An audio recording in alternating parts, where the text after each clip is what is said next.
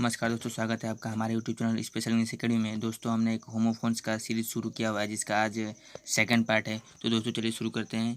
आज का हमारा पहला वर्ड आपके स्क्रीन पे आप देख सकते हो, दिया है एपोजिट और अपोजिट। ये दोनों एक दूसरे के होमोफोन्स है दोस्त, ठीक है, एक दूसरे के होमोफोन्स। अगर इसकी हिंदी की बात करें दोस्तों तो ये है योग्य और यथार्थ। एपोजिट का मतलब योग्य और यथार्थ होता है और अपोजिट का मतलब होता है विरुद्ध या सामने, ठीक है। अगर हम इनके सिनोनिम्स की बात करें तो ये होता है एबल या कैपेबल, ठीक है दोस्तों, एबल होता है इसका या कैपेबल होता है। अगर अपोजिट के सिनोनिम्स की बात करें तो इसके विरुद्ध होता है ना, इसे अपोजिट का एक होता है। चलिए आगे चलते हैं। इसकी हिंदी हो गई है विरुद्ध या सामने। आप अपोजिट की अगर करें तो इसका होता है फ्रंट, ठीक है, फ्रंट इसके अपोजिट होता है, यानी इसकी सिनोनिम्स होती है फ्रंट, इन फ्रंट आप भी होता है। चलिए आगे चलते हैं, हम अपने एग्जाम्पल पे आते हैं। एग्जाम्पल है हमारा दोस्तों पहला, हमारा एग्जाम्पल है, देख सकते हैं पहला हमारा एग्जाम्पल है कि a saint try to find out the opposite in the world, ठीक है, नॉट अपोजिट, ये अपोजिट है, ठीक है। अपोजिट और अपोजिट थोड़ा बोलने में अंतर आता है, ठीक है। इसकी हिंदी की बात करें दोस्तों, इसकी हिंदी है कि एक साधु खुद को संसार में, खुद को यथार्थ यानी योग्य पाने की कोशिश करता है, ठीक है, स्थापित करने की कोशिश करता है, खुद को योग्य बनाने की कोशिश करता है इस संसार में, ठीक है। तो साधु यही काम करता है। चलिए अपोजिट की अगर हम हिंदी बता चुके हैं पहले, सामने होता है या विरुद्ध होता है, ठीक है। चलिए हम एग्जाम्पल पे आते हैं। एग्जाम्पल है कि you will find my shop just opposite to the post office, ठीक है दोस्तों, क्या है। तो अगर इसकी हिंदी की बात करें तो यू विल फाइंड, तुम पाओगे, माई शॉप मेरे दुकान, जस्ट तुरंत, अपोजिट सामने, टू द पोस्ट ऑफिस मतलब पोस्ट ऑफिस के जस्ट सामने तुम मेरी दुकान को पाओगे, इसकी हिंदी होती है।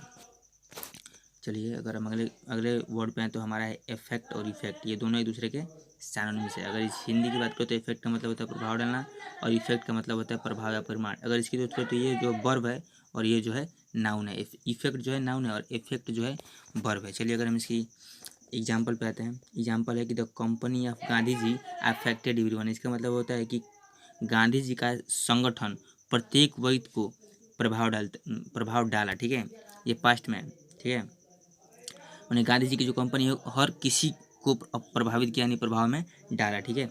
चलिए हम अपने अगले वर्ड पे आते हैं। हमारा जो अगला वर्ड था इफेक्ट, इफेक्ट की हम एग्जाम्पल पे आते हैं। This medicine has no effect on the patient. इसका मतलब हिंदी अगर हम बात करें तो हिंदी है कि यह दवा, इस दवा के पास, ठीक है, इस दवा के पास रोगियों के लिए, रोगियों के ऊपर कोई प्रभाव नहीं है, कोई परिमाण नहीं है। देखिए यहाँ पर हैज़ जो है ना दोस्तों, हैज़ का प्रयोग हेल्पिंग वर्ब के रूप में नहीं किया हुआ है, ठीक है। यहाँ पर हैज़ का प्रयोग होता है पास के लिए, पास के लिए यहाँ पर हैज़ का प्रयोग किया हुआ है, ठीक है। आपने सुना होगा आई हैव नो पेन, मेरे पास कोई पेन नहीं है, तो वहाँ पर हैव का हेल्पिंग वर्ब के रूप में प्रयोग नहीं होता है, हेल्पिंग वर्ब के रूप में वहाँ पर प्रयोग नहीं है, नहीं, वहाँ पर पास का अर्थ में वहाँ पर प्रयोग किया जाता है। चलिए हम अगले वर्ड पे आते हैं अपने। हमारा तीसरा वर्ड है कि एवेंज और रिवेंज। एवेंज का मतलब होता है बदला लेना और रिवेंज का मतलब होता है प्रतिकार करना, ठीक है। एवेंज का मतलब होता है बदला लेना और रिवेंज का मतलब होता है प्रतिकार करना, ठीक है। चलिए अगर हम एग्जाम्पल की बात करें तो एग्जाम्पल आपके स्क्रीन पे है कि सी एवेंज्ड हर फादर्स मर्डर, ठीक है, ये एपोस्ट्रोफी इसका प्रयोग किया हुआ है, ठीक है। इसका मतलब होता है का। इसका अगर हम करें तो पिता का होता है, सिर्फ एपोस्ट्रोफी इसके से का अर्थ का प्रयोग होता है। चलिए सी एवेंज्ड हर फादर्स मर्डर, वह या उसने अपने पिताजी की हत्या का बदला लिया, बदला लिया। एवेंज का मतलब यहाँ पर क्या होगा, बदला लेना होता है। तो चलिए बदला लिया उसने। चलिए अगर हम हमारा अगला वर्ड क्या था, रिवेंज, इसका मतलब होता है प्रतिकार करना। अगर इसकी हम एग्जाम्पल की बात करें तो है कि the demonstrator revenged for attack on them by killing several policeman. इसका मतलब होता है कि देखिए डिमोन्स्ट्रेशन जो है ना, डिमोन्स्ट्रेटर, इसका मतलब होता है प्रदर्शनकारी और रिवेंज का मतलब होता है प्रतिकार करना, यानी कि बदला लेना भी होता है एक प्रकार से इसका भी। तो एवेंज रिवेंज एक दूसरे के सिनोनिम्स भी है, ठीक है। तो the demonstrators revenge for attack on them, जो प्रदर्शनकारियों के ऊपर जो हमला हुआ था, ठीक है, जो प्रदर्शनकारियों के ऊपर हमला हुआ था कुछ कुछ पुलिस वालों के द्वारा, तो उसका उन्होंने प्रतिकार ले लिया, यानी कि बदला ले लिया, इसकी हिंदी होती है। चलिए अगले वर्ड पे आते हैं। हमारा अगला वर्ड है एसीड और एक्सीड। देखिए ये दोनों एक दूसरे के होमोफोन्स हैं, एक्सीड और एसिड और एक्सीड, ठीक। एक्सीड का मतलब होता है सहमत। इसकी सिनोनिम्स होती है क्या दोस्तों, एग्री, AGGR, एग्री भी होती है, परमिट भी होती है, अलाउ भी होती है, ठीक, सहमत होना का। और एक्सीड का मतलब होता है अधिकता, यानी कि इनफ होता है अधिकता का मतलब, एक्सीड यानी कि इनफ। चलिए हम एग्जाम्पल पे आते हैं। एग्जाम्पल है I do not exceed your proposal.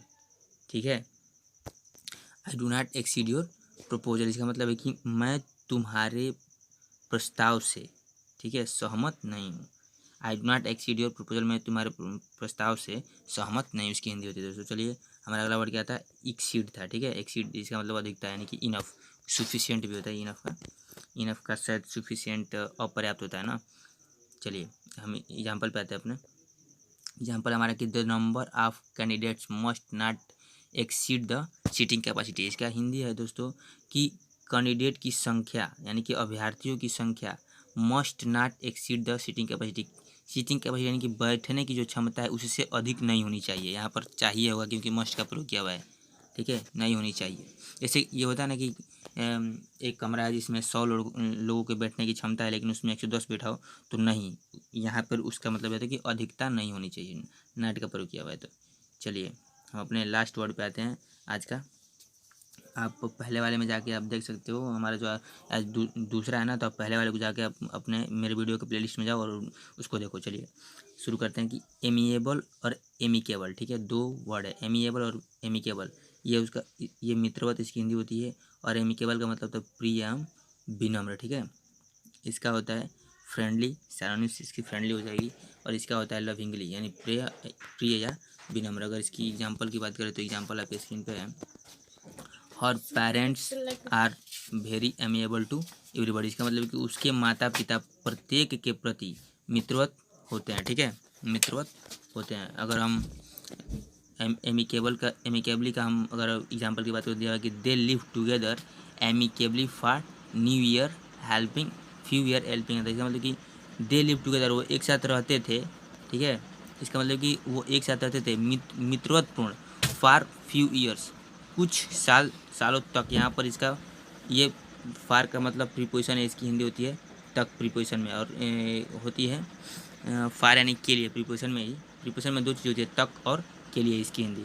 चलिए तो इसका मतलब होता है कि दे लिव टुगेदर एमिचुअली, वो मित्रवत रहते थे फॉर फ्यू ईयर्स, कुछ सालों तक, बाई हेल्पिंग वन अदर, एक दूसरे की सहायता करते हुए। तो दोस्तों ये आज का हमारा वीडियो था, आप इसका स्क्रीनशॉट ले सकते हो। आई होप कि अगर वीडियो आपको अच्छी लगी हो तो वीडियो को लाइक करें, चैनल को सब्सक्राइब करें और अपने दोस्तों में शेयर करें। थैंक यू, जय हिंद।